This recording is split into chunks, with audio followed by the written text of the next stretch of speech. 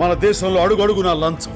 Municipality నీళ్లు రావడానికి లంచం, ఇల్లు కట్టడానికి లంచం, కరెంటు ఇవ్వడానికి లంచం, ఆ కరెంటు తీయకుండా ఉండడానికి లంచం, రేషన్ కార్డుకు లంచం, రేషన్ తీసుకోవడానికి లంచం, రైతులకు రుణాలు ఇవ్వాలంటే లంచం, ఆ రుణాలు కట్టలేని పరిస్థితుల్లో ఆస్తులు నిలుపుకోవాలంటే లంచం, హాస్పిటల్లో బెడ్కు లంచం, తినే బ్రెడ్కు లంచం, ఆడపడుచు ఆపరేషన్ లేకుండా సుఖంగా ప్రసవించాలంటే లంచం, బర్త్ సర్టిఫికేట్ లంచం, డెత్ సర్టిఫికేట్ లంచం, మనిషి పుట్టిన దగ్గర నుంచి చచ్చిన దాకా లంచం లంచం లంచం.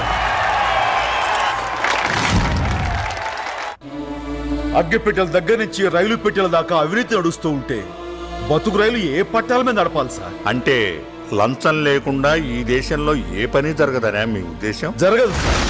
రిక్షా వాడికి భయం పోలీస్ అంటే, పగటి పూట లైట్ లేదని కేసు పెడతాడేమోనని. లారీ డ్రైవర్కు భయం ఆర్టీఓ అంటే, పర్మిట్ ఉన్నా లేదని లారీని రోడ్డు మీద అడ్డంగా నిలిపేస్తాడేమోనని. రిటైర్ అయిన వాడికి భయం పెన్షన్ తీసుకోవాలంటే. నువ్వు